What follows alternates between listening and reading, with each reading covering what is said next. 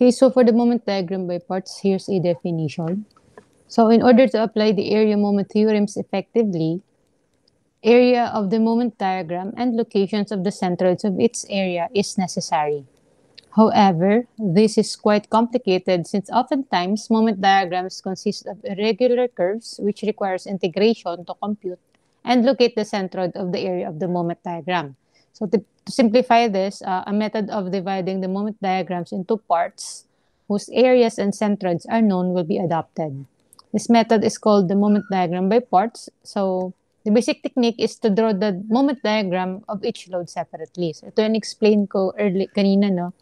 There are times kasi na medyo complicated yung ating moment diagram, especially if subjected sa distributed loads yung beam natin. So, it is much better to just use the moment diagram by parts. So, sa moment diagram by parts po, no? So, according to this one, the resultant bending moment at any section caused by any loading system is the algebraic sum of the bending moment caused by each load acting separately. So, dito po sa image na to, yung last figure, yung conventional moment diagram, yan yung actual moment diagram niya.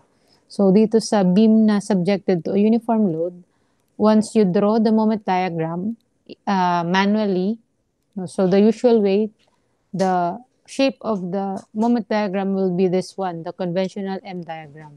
But if we do the moment diagram by parts, hihiwalay natin yung loading na being carried by the beam. So if you look at the second portion, no?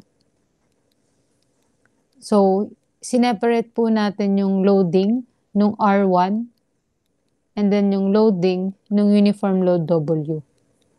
So, once we separate the two, i-draw din natin individually yung moment diagram ng dalawa. So, for example, yung R1, na itong nasa right side na figure topmost right side. So, ang moment diagram ng R1 is equal to a triangle times R1L. Ang uniform diagram ng moment diagram naman ng uniform load is itong parabola na WA squared over 2. So, since we have separated the moment diagram of these two basic figures, mas madali na yung pag-compute natin ng area and centroid. So, instead of the conventional moment diagram na medyo mas complicated, mas madali nga naman pong isolve ang area and centroid ng mga basic shapes. So, this is the general equation ng area and centroid, no? So, this is for an equation, di ba? Kapag raised to n, to get the area 1 over n plus 1 BH. Pag meron tayong equation, yung exponent ng equation, yun yung magiging basis natin for the area and then the centroid. And then these are the basic shapes. I guess you already know this one. Kapag rectangle, base height, triangle, 1/2 base height. Kapag parabola, 1/3 base height. No, kapag uniformly varying, magiging na siyang 1/4 base height. Kasi nagdagdag yung degree. Diba? 0, 1, 0, 1 degree. No, kaya umaakyat po or tumataas yung denominator natin habang tumataas yung degree ng loading.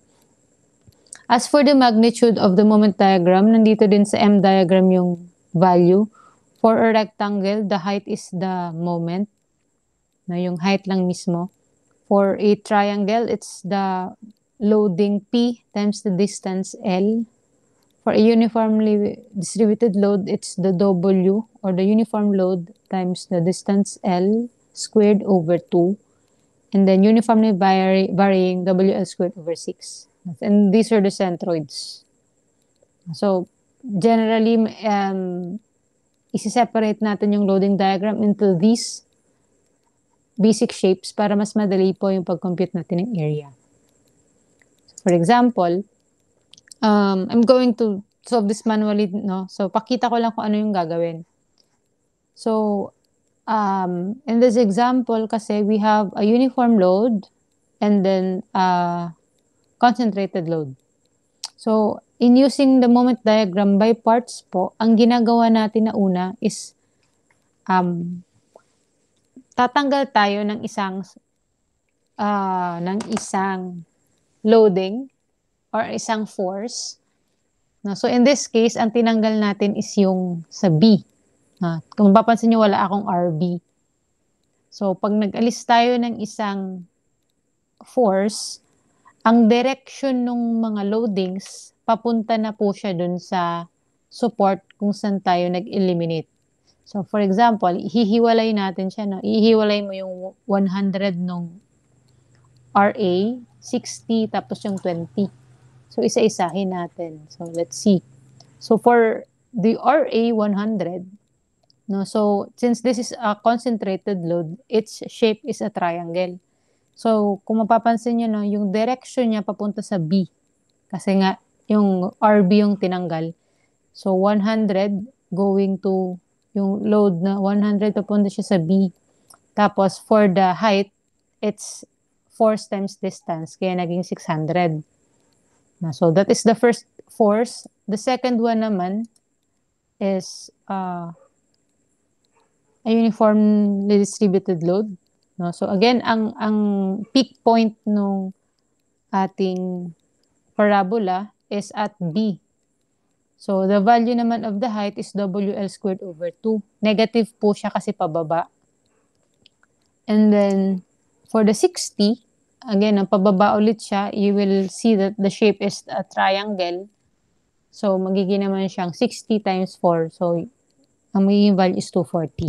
So, yan na po yung magiging moment diagram nung loading. No, kasi, so mas simple na siya kasi meron lang tayong tatlong basic shape. Mas madali na yung pag-compute ng mga area. So, yun. So, isolve ko na lang siya manually. So, dinescribe ko lang, no? Para mas maintindihan nyo. So, yun, balik tayo dito. So, ang sabi po dito, no, compute the midspan deflection. So, before ko i-drawing yung moment diagram, explain ko muna kung paano natin siya isa-solve.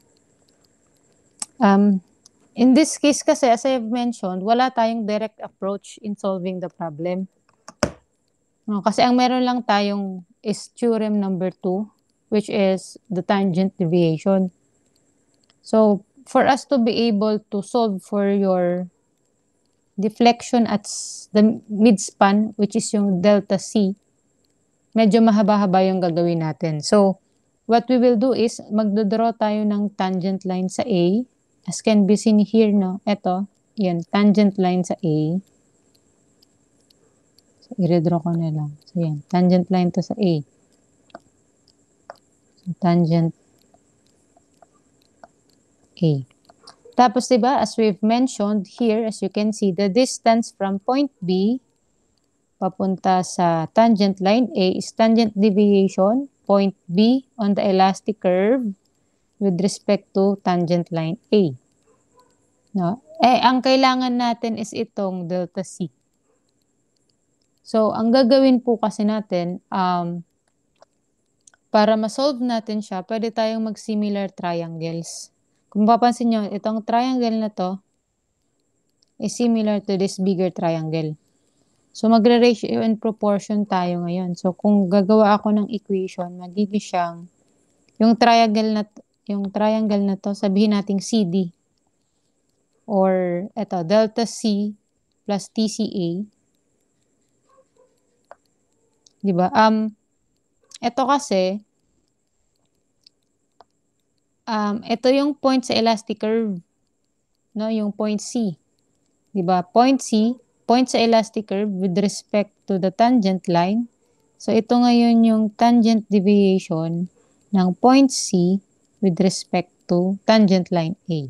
No, point C sa elastic curve, ito yung elastic curve, point C.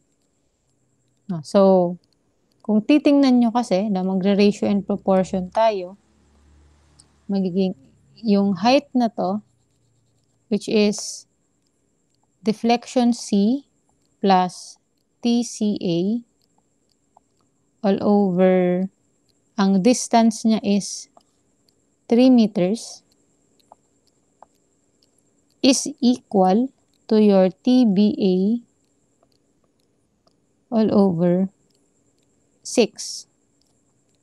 So, ang gagawin po natin para ma-solve natin yung ating deflection C, kailangan muna nating isolve yung TCA tsaka TBA.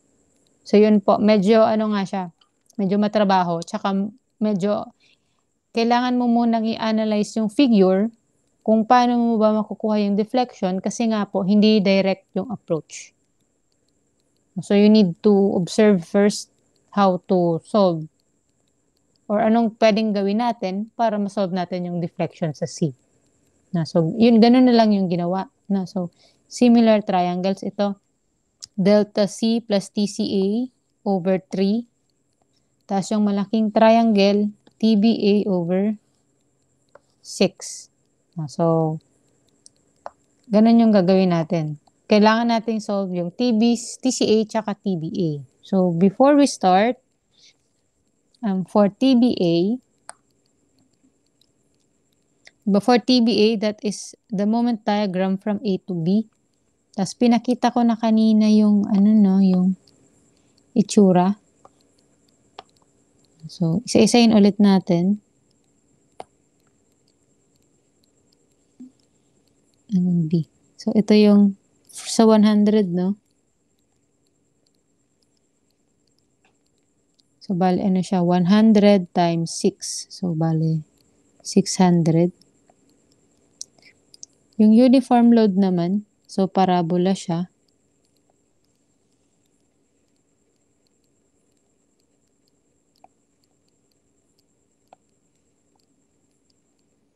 So, ilan lang yun? WL squared 2. WL squared 2. Check ko lang yung table. WL squared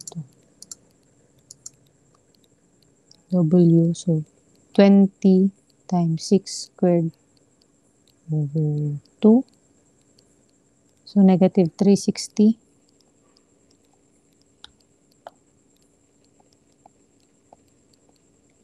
Tapos, sa C naman, ang location ng C is nasa gitna. A, C, B.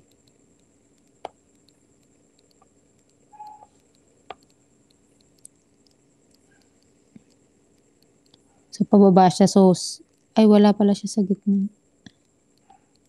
60 pala to, no? 60. Ang 60.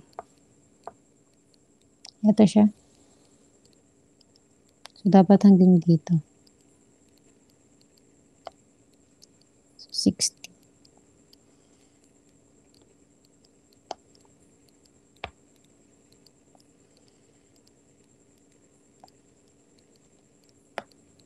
So, 60 times 4. Kasi 4 yung distance. So, negative 240.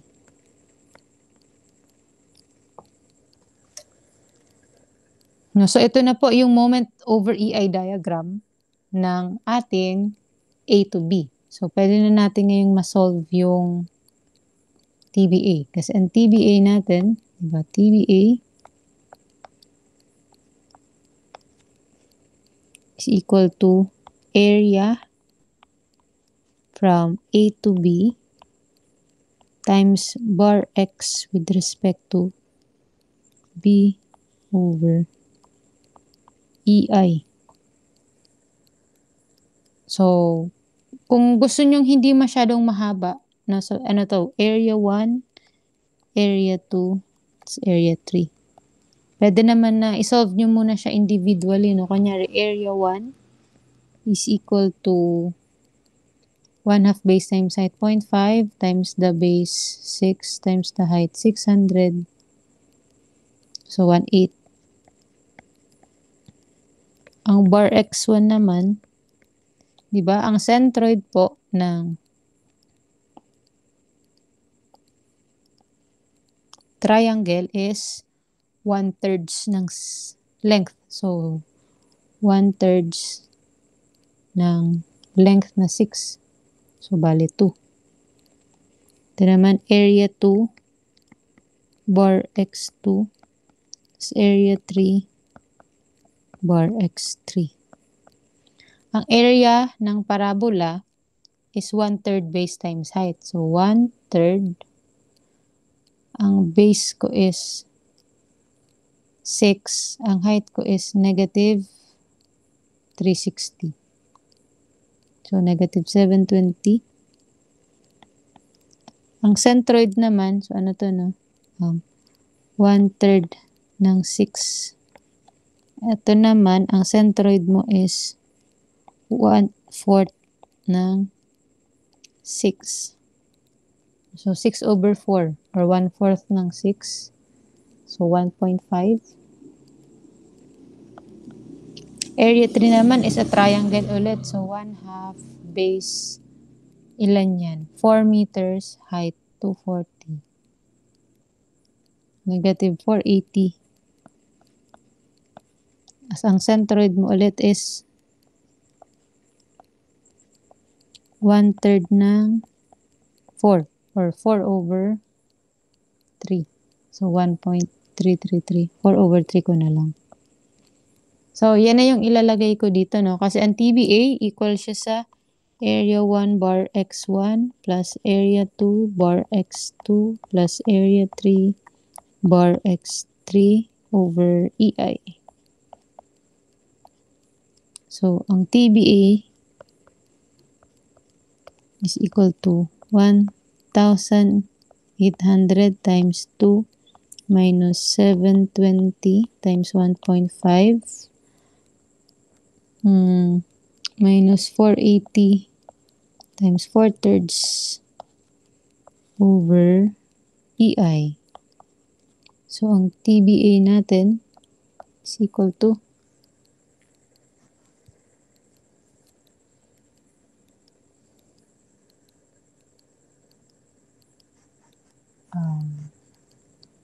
1/8 times 2 minus 720 times 1.5 minus 480 times 480 times 4/3. 1880. So, 1880. Ang unit po niyan same with deflection, no? Kasi distance siya all over EI. So, check na tayo sa ating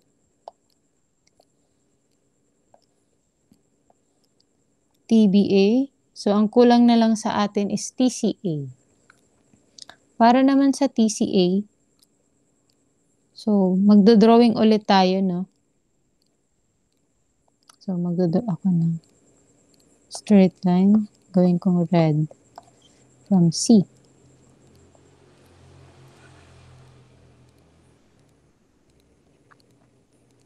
Tapos, i-redraw ko na lang yung diagram.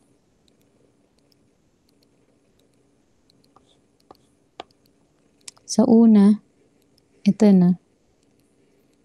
So, bale, 100, papunta siya C. So, 100 times 3.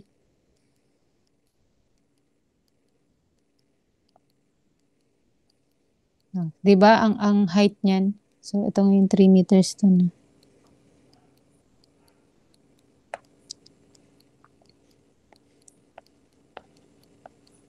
Ito yung C. So, bale, 100 times 3 is 300. Tapos, ang uniform load naman natin ngayon,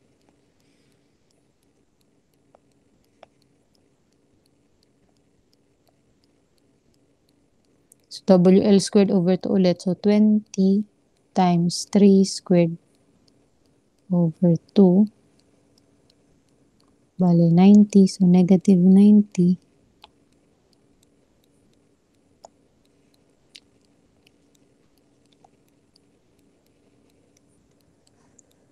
Tapos naman, yung 60,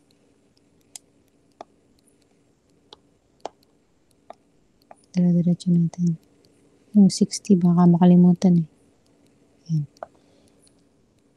So, yung 60 naman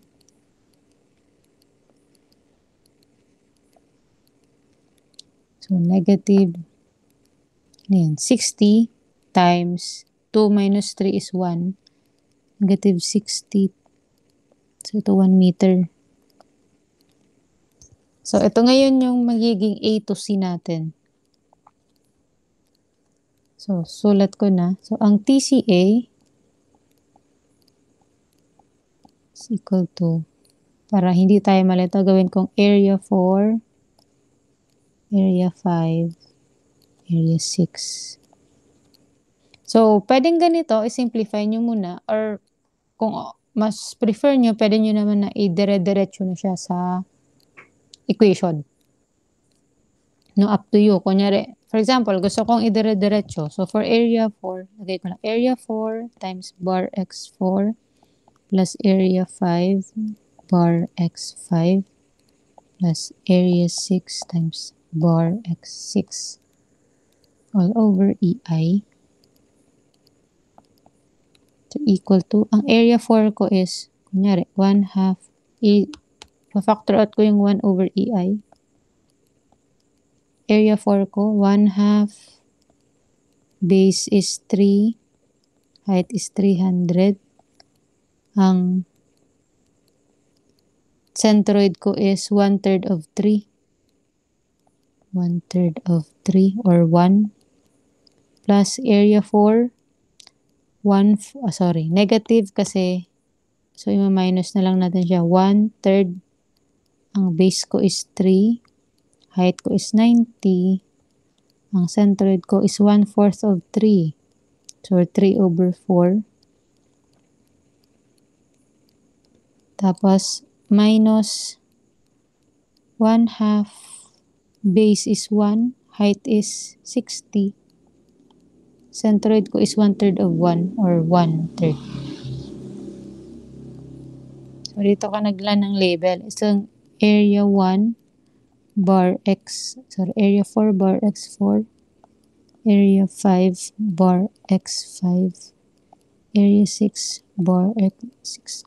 So, up to you. Kung gusto nyo, kunyari gusto nyo dire-diretso na siyang sulat, tsaka nyo isolve, or pwede din na ganito, i-simplify nyo muna bago nyo i-substitute. Again, up to you if saan nyo mas prefer pa nagsasolve. What I'll suggest no is be very careful kasi ang common mistake dito is yung pag-i-input sa calculator, especially kasi if masyado na siyang mahaba, no, prone na sa mali yung may input, mas prone sa mistakes. So basically, this is just area or pag-compute ng area and centroid. So be very careful na lang po pag nagsosolve kasi the more na mas marami yung mga numbers, no, mas magiging prone tayo sa error. So, be careful na lang pag nag-input. So, having said that, i-solve natin siya. So, bale, 0.5 times 3 times 300 times 1/3 of 3 is 1. So, di ko na ilagay times 1. Minus 1/3 times 3 times 90 times 3/4 minus 0.5 times 60 times 1/3. So, ang sagot is 372.5 kilonewton meter squared. So, TCA is equal to 372.5 kilonewton cubic meter EI. So, solve naman natin ang TCA. So, solve na din to. So, masasolve na natin ngayon yung deflection C. So, i-rewrite ko siya. Magiging siyang deflection C is equal to TBA over TCA 3/6 2. So, substitute ko na lang yung value na. Ang TBA natin, 1880.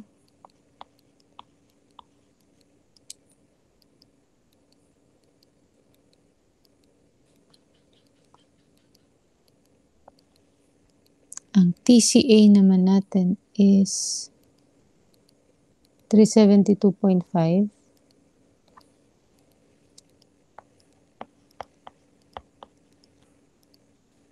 times 2. So, bali, 1880 over 372.5 times 2. So, ang sagot is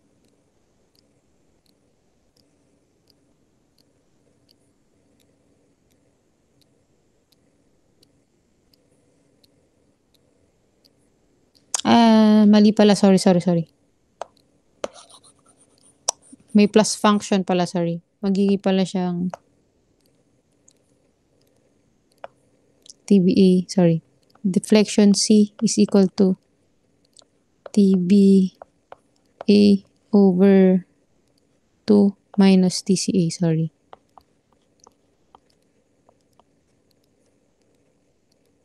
One eight eight zero over 2 minus 372.5. Sorry. Kaya pala mali. 1880 divided by 2 minus 372.5. So we have 567.5 kilonewton cubic meter over EI. So this is now the final answer for your delta C. So ito na yung final, delta C, ito na yung final answer natin. 567.5 kilonewton cubic meter over EI. So medyo mahaba po siya, no? Yun. And then, again, ang area moment method, more on, again, analysis of the elastic curve. And then, looking for a way on how to be able to solve for the deflections. So, say, let's have another example para ma-practice. Tingnan natin. So, ito. Okay, so, again, ito pinakita ko lang po on how to use the moment diagram by parts. So, again, moment diagram by parts is best used if you have uniform loading on your beam. Tapos, a series of loads. So, ito, so we have determined the slope at roller B of the double overhang beam shown. So,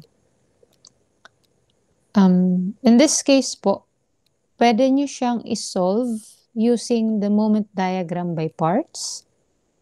Pwede din na isolve using the conventional moment diagram kasi wala naman po siyang uniform load. So, kahit pa conventional, basic lang ang shape niya.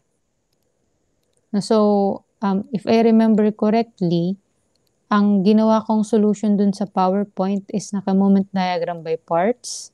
So, para may option tayo or may option kayo pag-review, I'm going to solve this using the conventional way.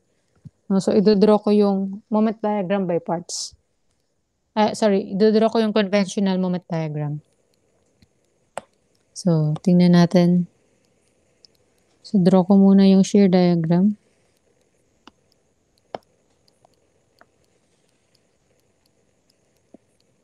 So, bale. So, akit tayo ng 5.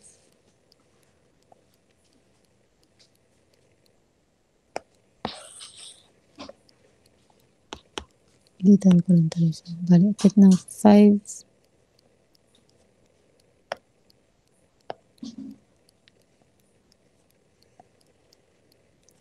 Akit ulit ng isa pang 5.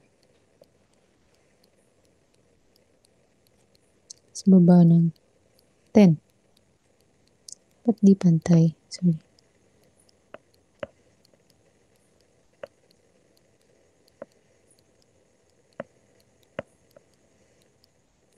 So that is the shear diagram.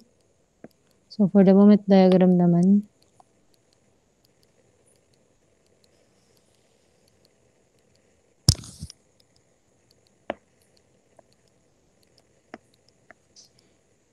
so meron tayong negative 30.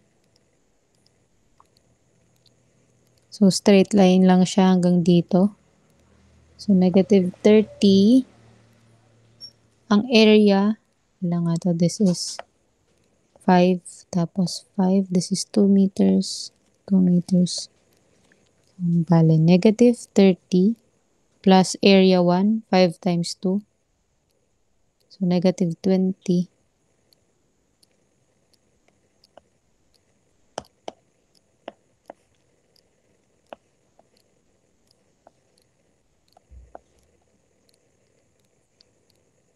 Negative 20.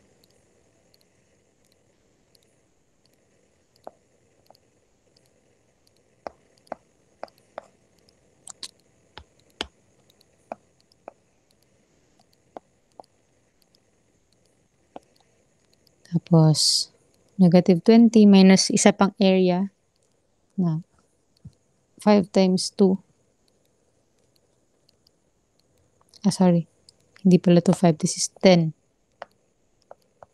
So, plus 10 times 2. So, bali 0.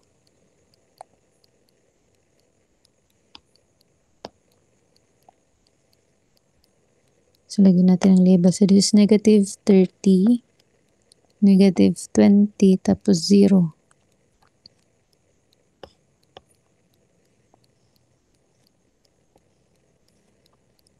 Two meters.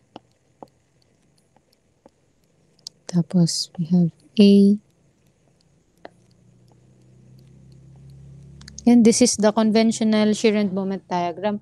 Kung sakali naman na gusto nyong mag-moment diagram by parts, pwedeng ito ang alisin nyo or ito. So, kunyari, sabihin natin, alisin ko yung C. Mag-moment diagram by parts ako, no? So, magigitong yung 30, ganito yung itsura. Yung 5, ganito yung itsura. Tapos, itong 10, ganito yung itsura. So, ganun yung magiging moment diagram by parts. Or, kung sakali naman na ang gusto kong tanggalin is itong B, kunyari yan. So, ganito naman itsura ng 30. Papunta naman dun yung 5. Tapos, papunta dito yung 10. So, ito yung magiging moment diagram by parts. Okay? So, anyway, or pwede naman na ang tanggalin nyo is ito. Kung ito ang tatanggalin ko, pwedeng ito yung shape. Tapos, taas. Tapos, ito naman pa ganun.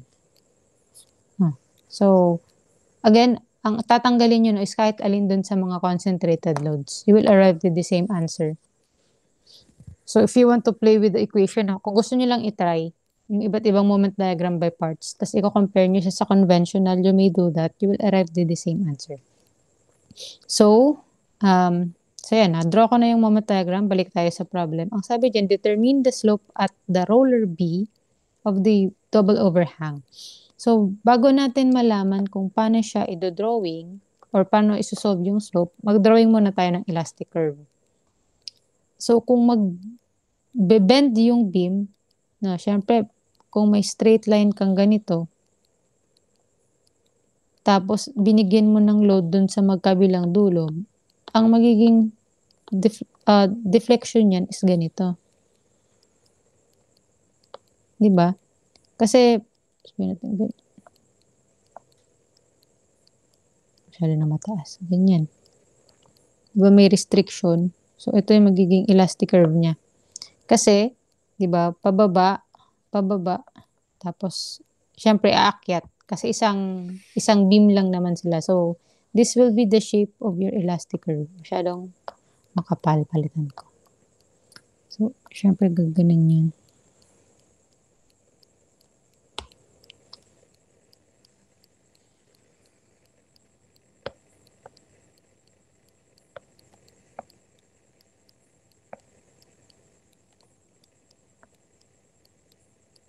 So, ganun siya.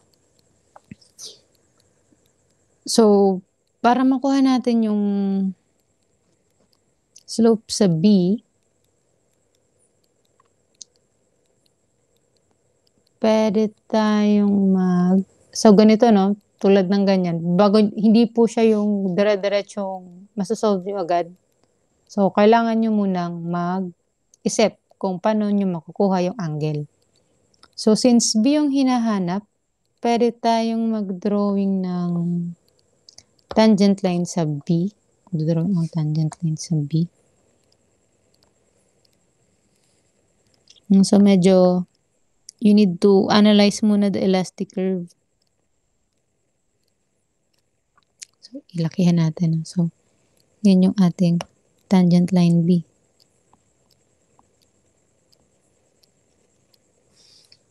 Ipis.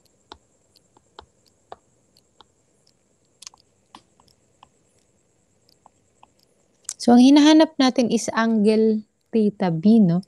So, para makuha mo yung angle theta B, ito dapat siya. Itong angle na to, di ba? Ito yung point B. So, yung angle na to, or itong angle na to, ang nipis. Diba? This angle here, or yung angle na to, is your theta B. So, to get your theta B, hindi nyo po pwedeng sabihin na, magta-tangent line ako sa B. Hindi pwede kasi may angle po yung elastic curve. Pag nag-tangent line ako sa B, inclined siya, hindi siya straight line. Magkakaroon ka lang ng straight line kapag nandun ka sa lowest point. For example, dito ka mag-straight tangent line, tsaka lang yan magiging straight. No, kasi 'di ba yung theorem 1 natin, ang slope is in between two tangent lines. So in this case, since hindi natin yun pwedeng gamitin, pwede naman tayong gumamit ng basic triangle. Kasi kung titingnan nyo yung figure, eto po, this is a triangle. Diba? Tapos, using the tangent function, tangent theta is equal to the opposite over the adjacent. So, pag nakuha ko yung value ng height na to, meron akong distance 2, makukuha ko yung theta B. So, what is the distance? So, balikan natin ang tangent deviation. Diba, the distance of the elastic curve with respect to the tangent line is the tangent deviation. Kung susulatan ko, this is tangent line point C sa elastic curve with respect to tangent line B. No, so, ang gagawin ko para ma-solve natin yung slope sa B, solve natin muna ngayon yung tangent deviation CB. Once we have solved your TCB, no, pwede na natin sabihin na tangent theta is equal to TCB over 2. So, masasolve natin yung theta B. So, ganun po yung gagawin. 'Di ba? Tapos, kung naalala niyo yung sabi ko sa pag-derive natin ng tangent theta B is equal to TCB over 2. Yung sa pag-derive ko ng double integration method, since relatively small ang angle theta, pwede na lang natin sabihin na theta B is equal to TCB over 2. So, to solve for your TCB, balik ako dito. Dito na lang para malapit tayo. So, TCB.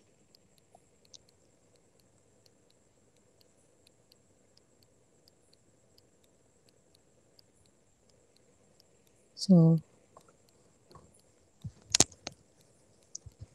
TCB is equal to area from C to B times centroid with respect to C over EI. So, ang area ng C to B is ito. This here is your area. So, ayan. Tapos, ang centroid, since ano po siya, trapezoid, ihatiin natin, no? Para ma-solve natin siya, hatiin natin sa triangle tsaka rectangle. No?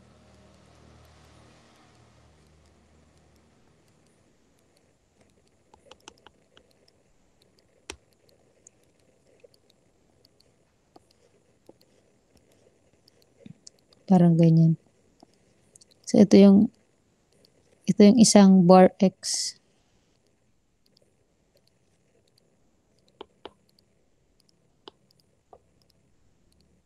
Ito yung isang centroid, no? 2/3. Ito naman yung isa pang centroid. So, this is 1 meter. Ito naman, 2/3 ng 2. 2/3 ng 2. So, this is 4/3. So, ang height ng triangle is 10. Ang height nitong rectangle is 20. So, solve natin. Ito ko ito.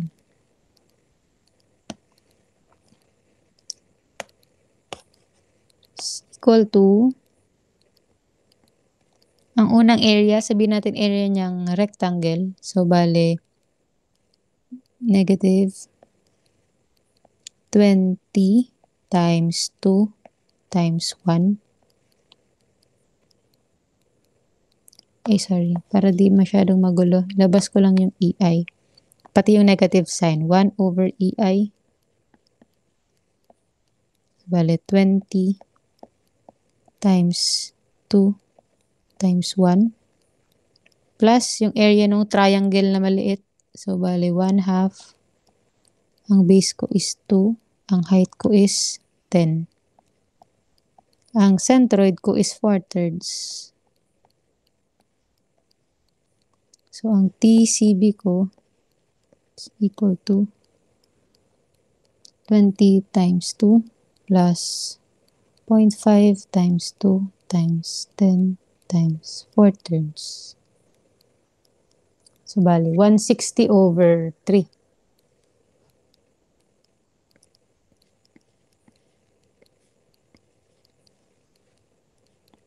Kilonewton cubic meter over EI. So, ito na yung ating TCB. Solve na natin siya. So, since meron na tayong TCB, substitute na natin siya dito. So, ang magiging theta B natin ngayon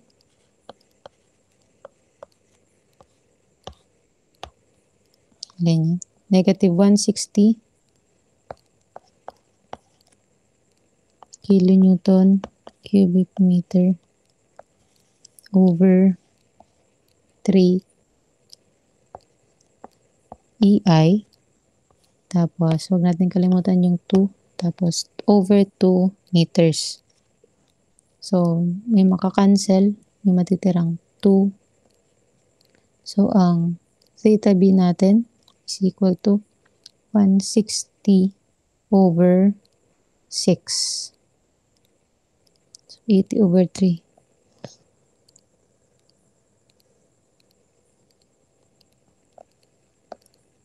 Kilonewton meter square over 3 EI. So, convert natin, meron pala 18 times 10 raised to 6. So, negative 80 times 1,000 squared over 3 times 200 times 18 times 10 raised to 6.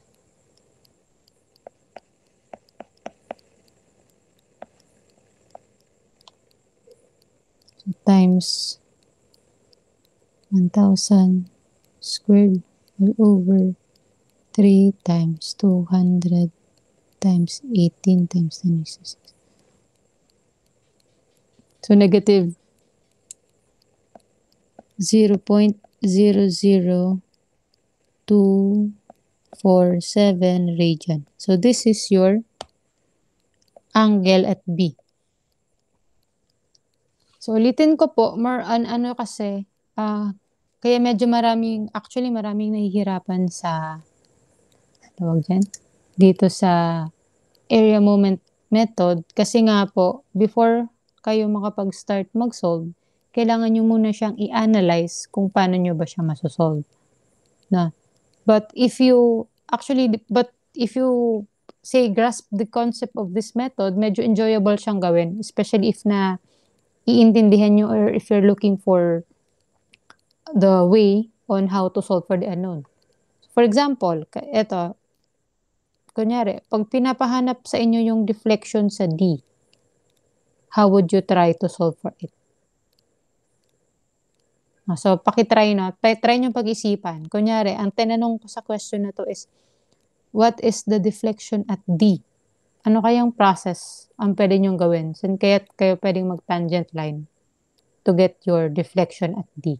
So, something to think about. Just try to, later on pag-review nyo, try to identify kung saan ba kayo maglalagay ng tangent line, saan ba kayo mag-create ng tangent deviation to be able to get your distance or deflection at D. And then you can just message me if you have question doon. So, yan. So again po, etong ginamit ko is the conventional way. If you want, you can just use the moment diagram by parts. You will arrive with the same answer naman. So, lastly, so this is the last example. Ano naman siya? Locate the maximum deflection of the beam shown by the moment area method. So, ito naman, maximum moment naman yung hinahanap. Okay, so, para malaman natin yung maximum moment, paano ba? Draw muna natin yung elastic curve. So, 10, 5, 1, 20. Medyo lakihan ko ng konti para mas malinaw na. Yan. So, dito yung 10 tsaka 5.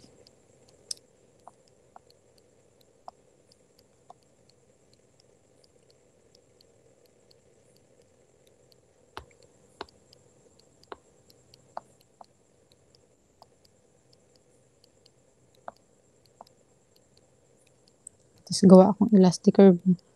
So, again, kahit i-imagine natin, kahit hindi mo pa alam kung nasan yung location, exact location, diba? Kung magdodrawing ako dyan, somewhere along ganito yung itsura niya. Somewhere dito. Imposibleng pumunta doon, diba? Imposibleng mapunta sa BC. So, just by inspection, pwede nating masabi na somewhere here yung kanyang magiging elastic curve.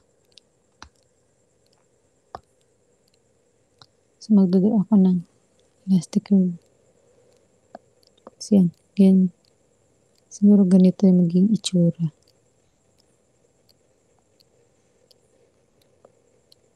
Again, imposibleng gumanon, mga siguro ganito yung itsura ng elastic curve. So, ang gagawin natin, kahit di na pala ito, di naman siya importante. So, to be able to locate or to get the maximum deflection, kailangan muna nating ma-solve yung X max. Sabihin na natin na nandito siya. Dito na.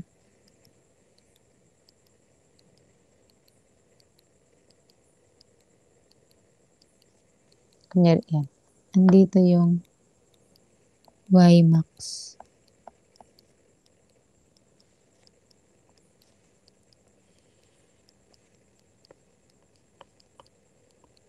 Ito yung hinahanap natin. So, what we'll do is, di ba, the location of the maximum moment, maximum deflection for simply supported beam is the point where there is a zero slope.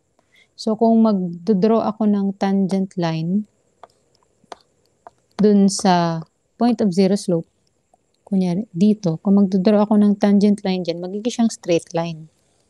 Kasi nga, lowest point, di ba? Pag lowest point, straight line siya. So, magiging straight line. So, that is, ano bang label na to? ABC. Sabihin na natin na, lagyan natin ng D. Kunyari, point D, yung location ng maximum. Sabihin, so, this will be tangent D.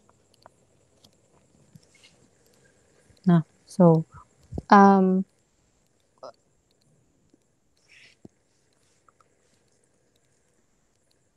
tapos po, to get the value of your x, pwede naman na, wait lang, kumpletuhin muna natin.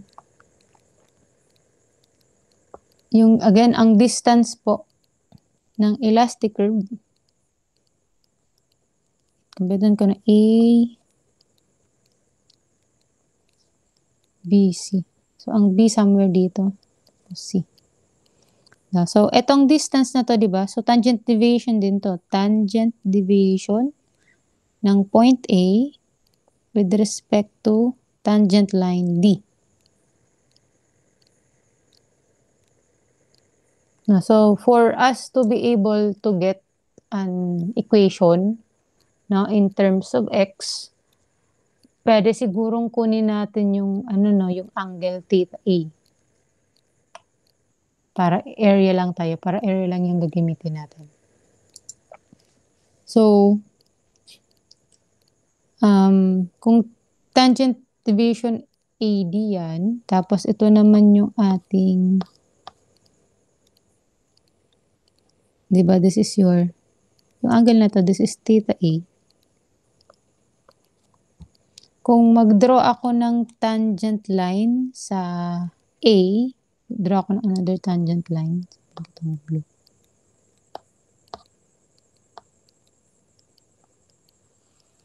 Yan, maghahanap kasi tayo ng equation na pwede natin gamitin. So, yan. Okay. So, this is your tangent line A, di ba? Tapos, as I have mentioned, ang distance na to, no, is a tangent deviation. So, ang point is tangent deviation point C with respect to tangent line A. Tapos, kung may mapapansin kayo, this one, ito, tsaka ito, parehas yung tangent line. Tangent line D, tangent line A. So, ang angle na to is equal to theta D A. So, bakit ko ito ginagawa, no? Kasi, hahanap tayo ng, ng equation in terms of area, no? Para ma-construct natin, para makuha natin yung x max.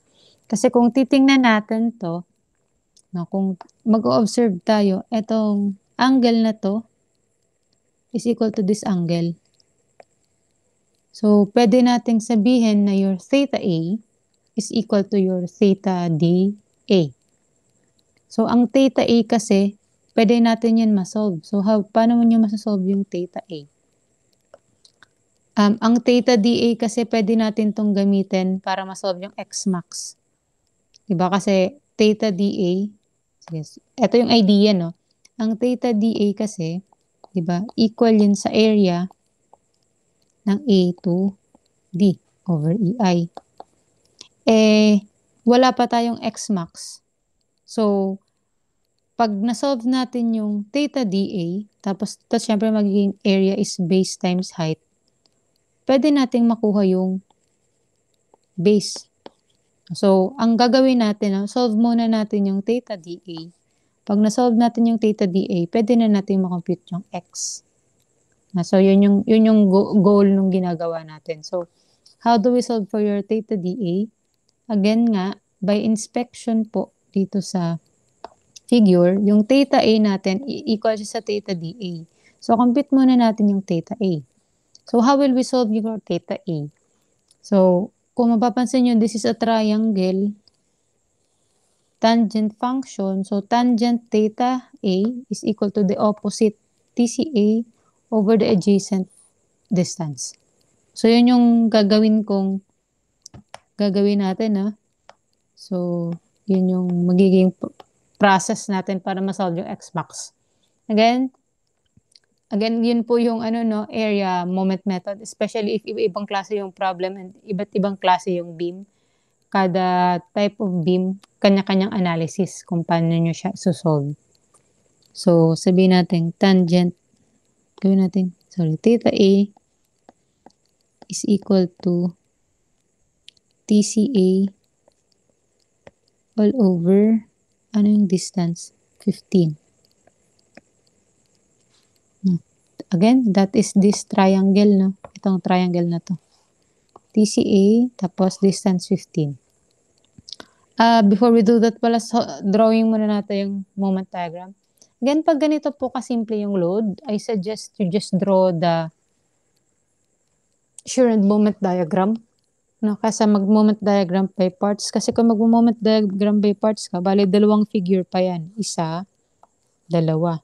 No, kung moment diagram, triangle lang yun na ganito eh.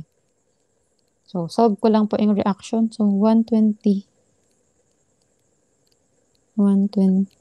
times 10 divide 15. Ay, ito lang palang A kailangan. So, 120 times 5 divide 15. 40.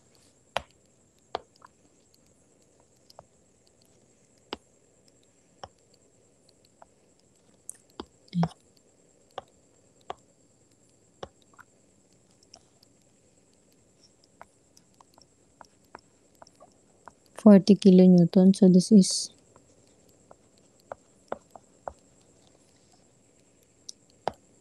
draw ko lang ulit yung shear moment diagram. So, sa shear diagram, again, if follow nyo lang, so 40, dire-diretso, 40 minus 120, negative 80. So, yan. 40, 10 meters, 5 meters, negative 80.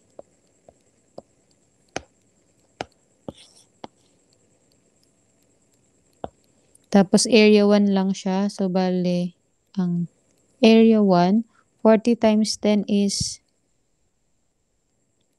400. 400 minus 80 times 5 is 0. Sabihin natin, this is 400. So, A.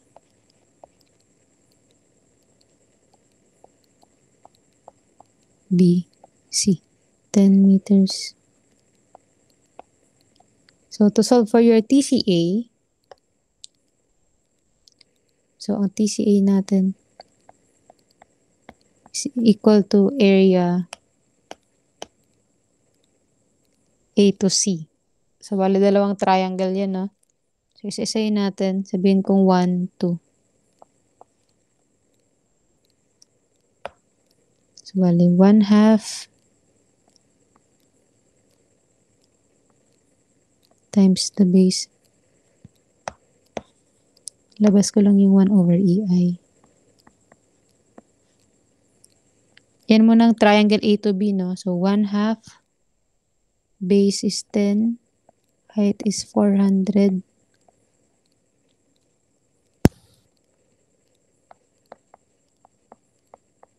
area A to C. Tapos, ang centroid papunta sa C over EI. Kasi C yung point sa elastic curve. So, ano lang din, lagyan ko lang ng label.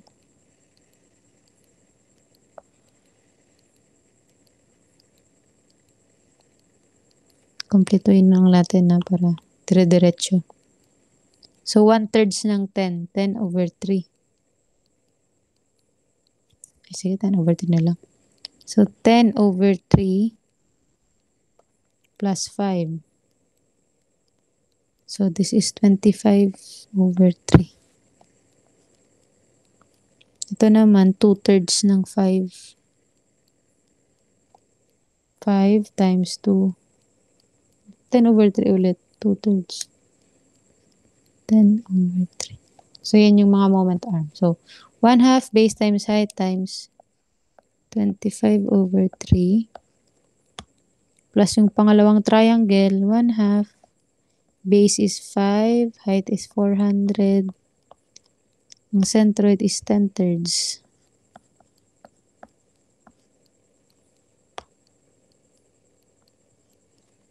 So, TCA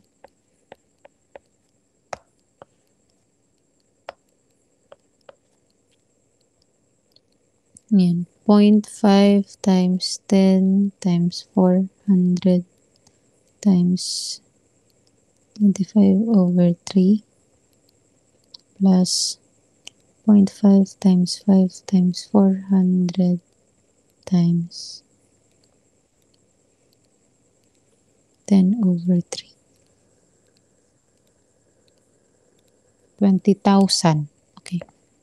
20,000 kilonewton cubic meter over EI. No, so, again, ito po yung ating TCA. So, since na-solve natin siya, masasolve na natin yung theta A. So, ang theta A is equal to TCA over 15. So, 20,000 kilonewton cubic meter over 15 meters times EI. Cancel, magiging 2. So, 20,000 divided by 15 meters. So, 4,000 kilonewton meter square over 3E. Ay!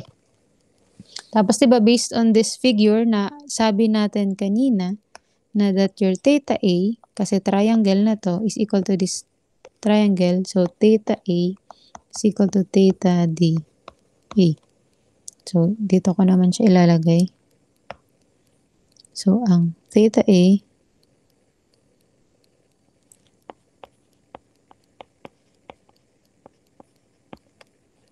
wherein ang theta DA natin is area from A to D over EI. Area ng A to D, so balik tayo dito. So, alisin ko na po ito, no? Hindi ko na ito kailangan.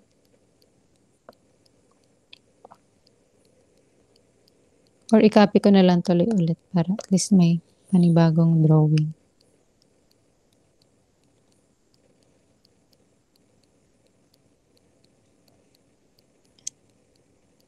Para sa pangalawa. So, alisin ko na itong mga to.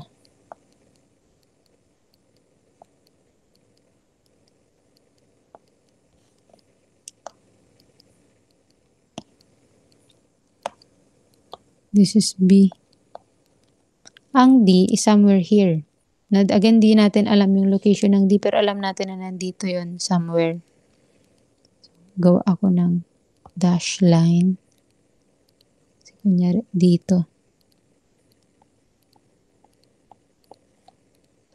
So, sa point na to, nandito yung ating X max. Now, paano naman yung height? No, 'di ba? Kung naalala nyo, ang value ng loading dito is equal to the load times the distance. 'Di ba? Kaya nga siya 440 times 10. So, ang magiging height ko dito is 40 times x. Yun yung magiging height ko. So, this is 40x.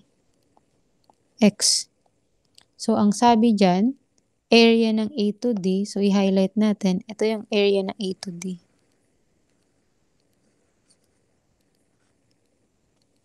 So, let's solve. So, ang area ng A to D. So, we have theta A is equal to area ng A to D. 1/2. Ang base ko is x.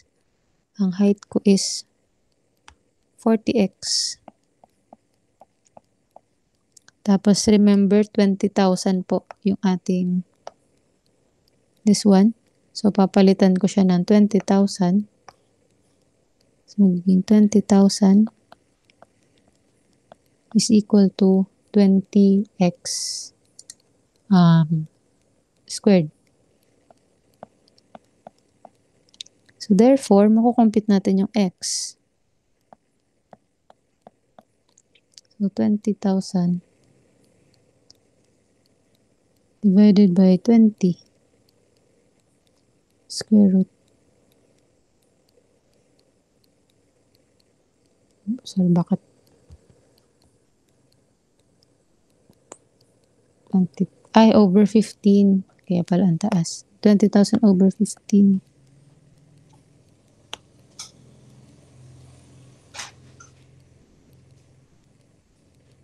$4,000 over 3 pala. Sorry, ito pala. 4,000 over 3. Mali yung nakopy ko. 4,000.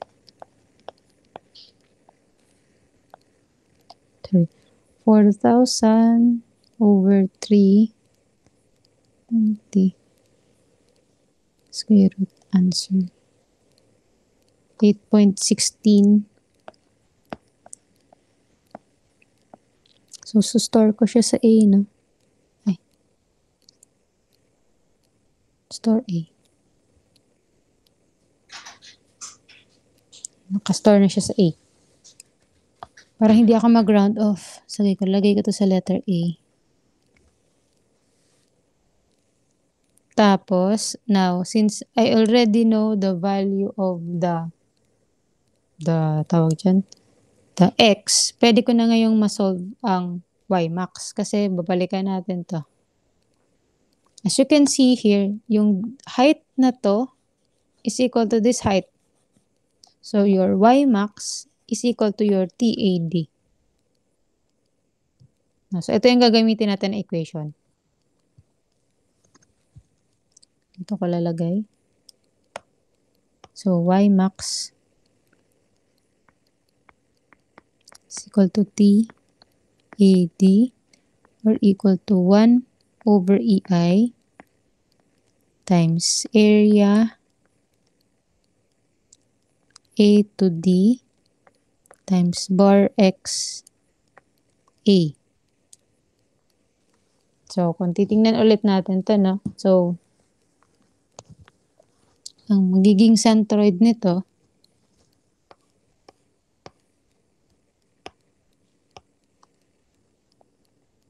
is papunta sa A. So, ang centroid nito is 2/3 of X. So, substitute natin yung value. Yung X, no, ang ilalagay ko sa X, ito ng A. Para hindi magulo.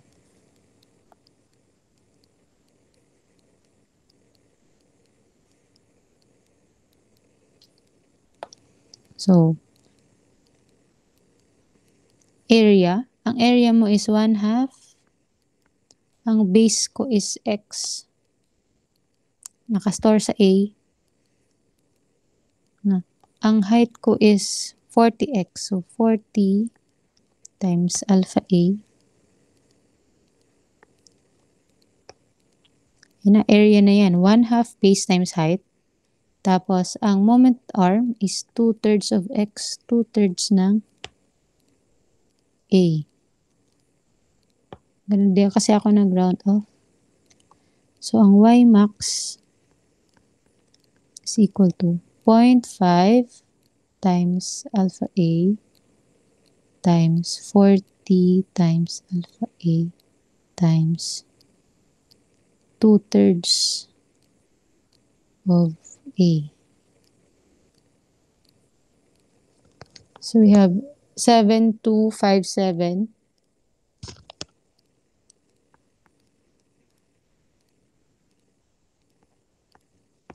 point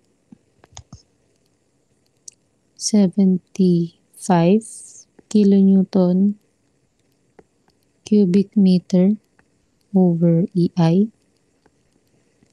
Tapos convert na natin siya, bale, times 1,000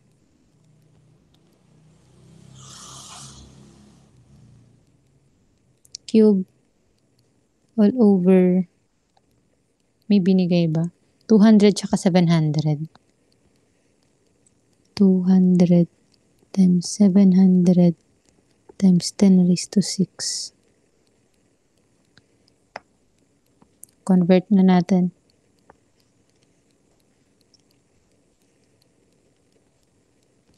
So, times 1,000 cube all over 200 times 700 times 10 raised to 6. So, 51.84 mm.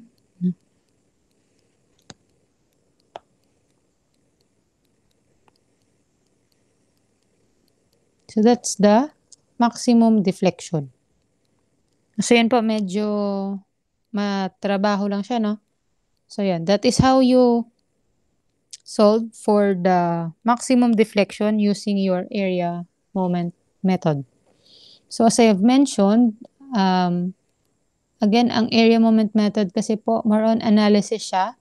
So, hindi po kayo pwedeng mag-pattern ng solution kasi each type of beam is, they're all unique, no? So, ang importante, una nyo gagawin is draw the elastic curve and then figure out how to determine the unknown based on the type of beam and then based on the type of elastic curve it has, no, or the beam has. Tapos, so yan, and then just follow the theorem. So, I think that's the last example. Yes, so that's the last example. So, I will be providing again an exercise for this one so that you can apply the area moment method in solving for your slope in deflection in beams.